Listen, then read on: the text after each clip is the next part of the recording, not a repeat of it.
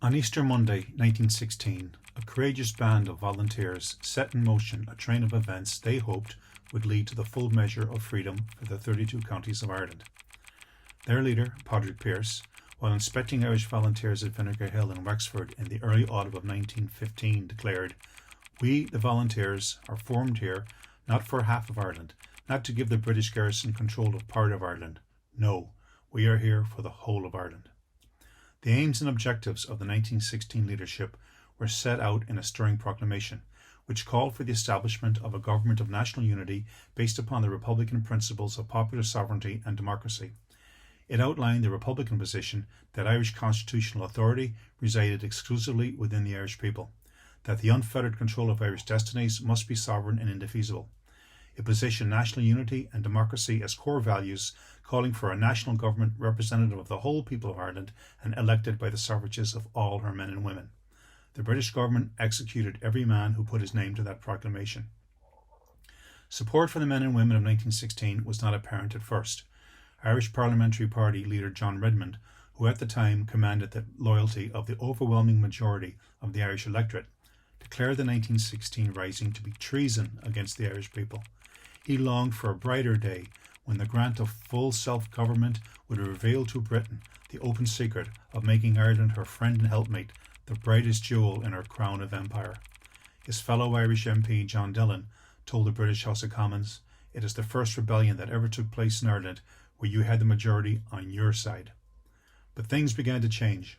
In December 1918, the Irish people voted overwhelmingly in a UK general election encompassing all 32 counties of Ireland for a Republican manifesto that endorsed the aims and objectives of the 1916 proclamation. The manifesto declared, "The right of a nation to sovereign independence rests upon immutable natural law and cannot be made the subject of a compromise." On the 21st of January 1919, the first Dáil Éireann was established by the MPs elected in that contest, who now referred to themselves as Teachtaí Dálaí or TDs. Dáil Éireann was promptly banned by the British government and declared an illegal assembly. From that day to this, Britain has never permitted a 32-county national parliament to exist in Ireland. Britain's constitutional response to undermine and subvert Dáil Éireann was the Government of Ireland Act 1920, which partitioned Ireland and formally legislated for the fact that the British government rejected the concept of majority all-Ireland opinion. Britain made it clear that the consent principle did not exist for the Irish nation as a whole, and the only principle they would recognise was the Unionist veto in the 6 counties. The 1918 general election was the last time the British government would permit the national will to be tested in an Ireland comprising one political unit. Since then, a narrative has taken hold and has been powerfully reinforced of late that the struggle for Irish freedom is fundamentally about ending partition. If our goal as Republicans is simply to end partition, then what was our goal before partition?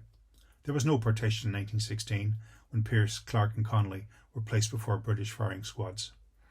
What were Wolfe Tone and the 27 other Protestant founding fathers of Irish republicanism determined to achieve when they formed the United Irishmen in 1791? What do they mean by United Ireland? There was no partition in 1791. Their objective, of course, was to break the connection with England and to embrace national unity across the sectarian divide. That objective was echoed by the signatories of the 1916 proclamation, who declared their determination to forge a national unity that would end British divide and rule strategies by remaining determinedly oblivious of the differences carefully fostered by an alien government which have divided a minority from the majority in the past. The signatories were not claiming these differences did not exist, nor were they saying they could be dismissed as irrelevant. They were saying that these differences should never be used to shape the political architecture of Ireland. The British have taken great pains to ensure that ending partition and uniting Ireland is not the same thing. Ireland cannot and will not be united under the auspices of the Good Friday Agreement because the sectarian dynamic and conflicting national allegiances are baked into it. Under the Good Friday Agreement, an Irish citizen born in any of our 6 northeastern counties in a future non-partition Ireland can be considered a British national into perpetuity.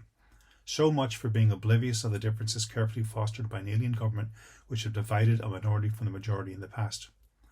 Ending the partition of our country while sustaining the partition of our people, giving it constitutional legitimacy and imprinting that division with a democratic mandate is a dream come true for the Brits. It makes us willing accomplices in our national discord. It guarantees that the political malignancy through which Britain historically controlled and manipulated Ireland will endure in this so-called New Ireland, predicated on all the old divisions. How has the British counterinsurgency machine so thoroughly changed the narrative and co-opted so many Irish nationalists to its policy of validating and perpetuating the civic disunion of Irishmen and women in the deferred hope of achieving territorial unity in some vague and distant future determined exclusively by the British government? Republicans are often asked, what's the alternative? The alternative to the two nations shared island is the one nation republic. The alternative to embracing differences in national allegiances for the sake of peace is to end those differences for the sake of peace. Abraham Lincoln put it best while struggling to overcome divisions within his own republic when he said, "A house divided against itself cannot stand. I do not expect the house to fall, but I do expect it will cease to be divided. It will become all one thing or all the other." It has always been the Republican position, and remains so, that ending British jurisdiction in Ireland is crucial to beginning a genuine process of national reconciliation. Our focus must be directed toward the root cause of conflict, the Union, and not the Unionists. Unionists did not partition Ireland. England did. It did so for deeper and far more strategic reasons than the refusal of a minority in 6 Irish counties to become subject to the democratic will of a national majority. Britain's real agenda for remaining in Ireland must be exposed and genuinely democratic strategy to end it developed. Nationalists and Republicans are a majority in 30 of Ireland's 32 counties. It's time for a national democracy within an all-Ireland republic. Republicans don't wish to share our island with anyone, but unite our country for all. It's time for Britain to go. Up the Republic.